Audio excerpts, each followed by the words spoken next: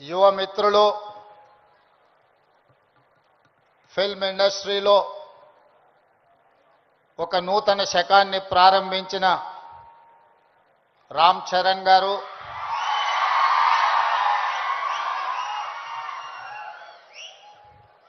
అదేవిధంగా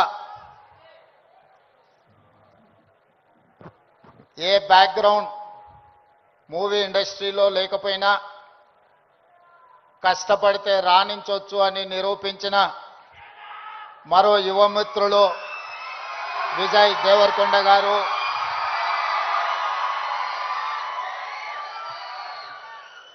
సహచర మంత్రివర్గ సభ్యులు అడ్లూరి లక్ష్మణ్ గారు, చేవెళ్ల పార్లమెంట్ సభ్యులు కొండా విశ్వేశ్వరరెడ్డి గారు, రాజ్యసభ సభ్యులు అనిల్ కుమార్ యాదవ్ గారు, film development corporation chairman Venkataramana Reddy, మనందరం గౌరవంగా పిలుచుకునే దిల్ రాజు గారు, అదేవిధంగా Telangana police department DGP Jitender గారు, Telangana anti narcotics bureau DG Sandeep Sandilya గారు, ఇతర పోలీస్ ఉన్నతాధికారులు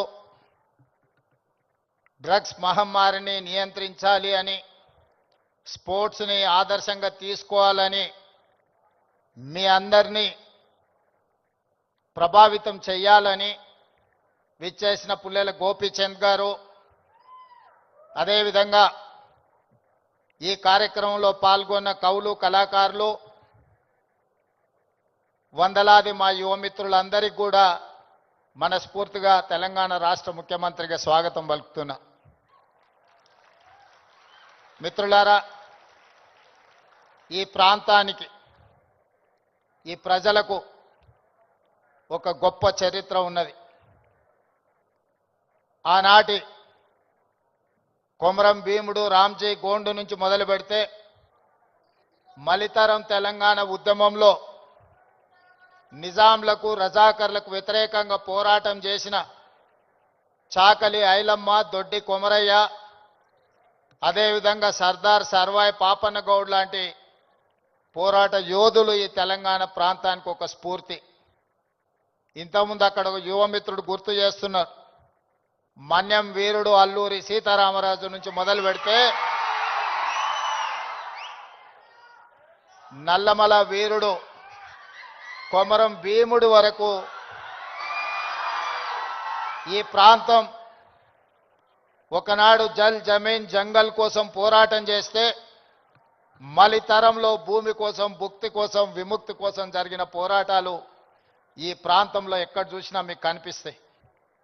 ఇవాళ మీరు ఎక్కడికి వెళ్ళినా, అది ఆదిలాబాద్ కావచ్చు, వరంగల్ కావచ్చు, నల్లగొండ కావచ్చు, లేదా నల్లమల అడవి కావచ్చు, మన ప్రాంతం, మన ప్రజలు ఒక పోరాటానికి స్ఫూర్తినిచ్చిన వాళ్ళు. ఆ పోరాట స్ఫూర్తి నుంచి వచ్చిన ఉద్యమమే తెలంగాణ ఉద్యమం. ఈ తెలంగాణ ఉద్యమం ఆనాడు విద్యార్థుల నుంచి మొదలై తెలంగాణ రాష్ట్రాన్ని సాధించే వరకు విశ్రమించలేదు. ఆనాటి యూనివర్సిటీలు, కళాశాలలు ఉద్యమ వేదికలై ఉస్మానియా యూనివర్సిటీ, కాకతీయ యూనివర్సిటీల నుంచి మొదలు పెడితే తెలంగాణ నలుమూలల 4 కోట్ల మంది తెలంగాణ ఉద్యమంలో ముందు బాగానే నిలబడి దేశానికి కాదు ప్రపంచానికి ఒక స్ఫూర్తినిచ్చి మేము అనుకున్న ఆకాంక్ష నెరవేర్చుకునే వరకు మేము విశ్రమించము, మా రాష్ట్రాన్ని మేము సాధించుకుంటాము అని చెప్పి ఒక ఉద్యమ స్ఫూర్తిని నింపి ఇవాళ తెలంగాణ రాష్ట్రాన్ని సాధించుకొని 11 సంవత్సరాలు పూర్తి చేసుకుంటున్న సందర్భంలో ఉద్యమ స్ఫూర్తితో ముందుకు వెళ్లాల్సిన తెలంగాణ రాష్ట్రం ఈరోజు డ్రగ్స్ మహమ్మారికి బలి అవుతున్నది అనంటే ఇది ఎంతో బాధపడవలసిన సందర్భము, మనందరం ఆలోచన చేయాల్సిన సందర్భం. మిత్రులారా, ఒకనాడు తెలంగాణ గడ్డ ఉద్యమాలకు వేదికైతే ఈనాడు ఇదే తెలంగాణ ప్రాంతం గంజాయికో, డ్రగ్స్కో వేదికగా మారితే ఇది మనకు అవమానమా, ఇది మనకు ఆత్మగౌరవమా? ఒకసారి ఆలోచన చేయండి. అందుకే డిసెంబర్ 7, 2023 నాడు తెలంగాణ రాష్ట్ర రెండవ ముఖ్యమంత్రిగా ప్రమాణ స్వీకారం చేసిన మరుక్షణం స్పష్టంగా చెప్పిన తెలంగాణ గడ్డ మీద గంజాయి కాదు కదా, గడ్డి పరకైనా మాదక ద్రవ్యాల వైపు ఆలోచన చేస్తే వాళ్ళ వెన్ను విరుస్తాము అని చెప్పి తెలంగాణ రాష్ట్ర ప్రభుత్వం స్పష్టంగా చెప్పింది. ఇవాళ మిత్రులారా, ఈ వేదిక మీద ఉన్న మేమెవరం పెద్ద పెద్ద బ్యాక్గ్రౌండ్ల నుంచి వచ్చిన వాళ్ళం కాదు. చరణ్కు బ్యాక్గ్రౌండ్ ఉంది, కానీ చరణ్ని ప్రభావితం చేసిన చిరంజీవి గారు ఏ బ్యాక్గ్రౌండ్ లేకుండా కష్టపడి కింది నుంచి ఈరోజు దేశమే గర్వించదగ్గ ఒక మహానటుడుగా ఈరోజు ఒక మంచి మనిషిగా గుర్తింపు పొందిండు అని అంటే దాదాపుగా 50 సంవత్సరాల నిరంతర శ్రమ, కఠోరమైన దీక్షతోని వాళ్ళు రాణించగలిగినారు. వాళ్ళు కఠోరమైన కష్టాలను ఎదుర్కొని, కష్టాలు వచ్చినా, ఇబ్బందులు ఎదురైనా, అవమానాలకు లోనైనా ఏ రోజు కూడా బాధతో కుంగిపోలేదు. భయంతో మాదక ద్రవ్యాల వైపు లేకపోతే వ్యసనాల వైపు బానిసలు కాలేదు. నిటారుగా నిలబడి వాటిని ఎదుర్కొని ఈరోజు ప్రపంచానికే ఆదర్శంగా నిలబడే విధంగా ఈరోజు వాళ్ళు రాణించారు.